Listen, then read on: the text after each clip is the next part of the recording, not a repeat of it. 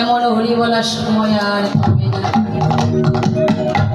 তাই সময় থাকতে থাকতে এই নামকে সম্বল করো, কেন এই হরিনাম ছাড়া জীবের কোনো আর গতি নেই। আমার কলিযুগের ভগবান হলো জনদরদি ভগবান। আমার ভগবান এই কলিযুগের জন্য নিয়ে এলেন এই মধুমাখ হরিনাম, যা অন্য কোনো যুগে অন্য কোনো কালো আনেনি। আমার ভগবান এমন মধুমাখ হরিনাম। কিন্তু মাগো, এই নামকে যে যেন ভালোবাসি, নামের মধ্যে যে ডুবে যায়, তাদের যে বিষয় বাসনার কোনো কিছু ভালো লাগে, সে ছুটে বেড়ায় কোথায় গেলে একটু হরিনাম শ্রবণ করতে পারবো, কোথায় গেলে একটু সাধু সঙ্গ পাবো, কোথায় গেলে একটু ভক্তি সঙ্গ পাবো। যদি এই নামকে কেউ সম্বল করতে পারে, নামকে ভালোবাসতে পারে, বাবা অনুরাগী না হলে কখনো ভগবান লাভ করা যায় না। এই মনের মধ্যে অনুরাগ থাকতে হয়, ভক্তি থাকতে হয়। দেখুন নবদ্বীপে এক ভক্ত, যাহা দুইজন ভক্ত ছিল, তারা ছিল প্রসাদ ভোজী। স্বামীর নাম ছিল শঙ্করাচার্য আর স্ত্রীর নাম ছিল সত্যবতী। তারা ছিল প্রসাদ ভোজী। আমার গৌরহরিকে এতটা ভালোবাসত।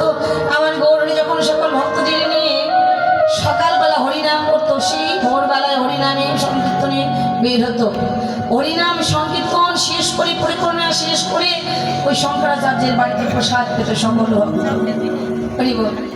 সকল ভক্ত যখন প্রসাদ পেত, ওই শঙ্করাচার্য এত দরিদ্র ছিল না, তার ভিক্ষা করে জীবন চলত। তো একদিন কি হয়েছে, ভিক্ষায় বেরিয়েছে বিকালবেলা, ভিক্ষায় এক কষ্টি চাউলও পায়নি।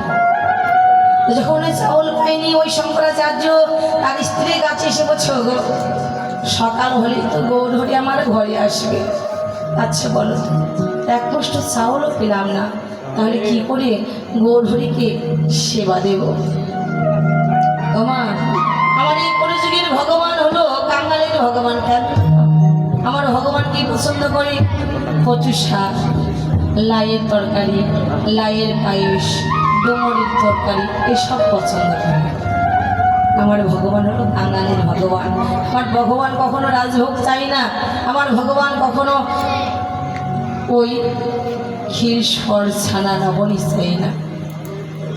যেগুলো রাস্তায় থাকে, যেগুলো কিনতে হয় না, সেগুলোই আমার গৌরহরি পছন্দ করে। সত্য করতে বলছি, স্বামী তুমি চিন্তা করছো কেন?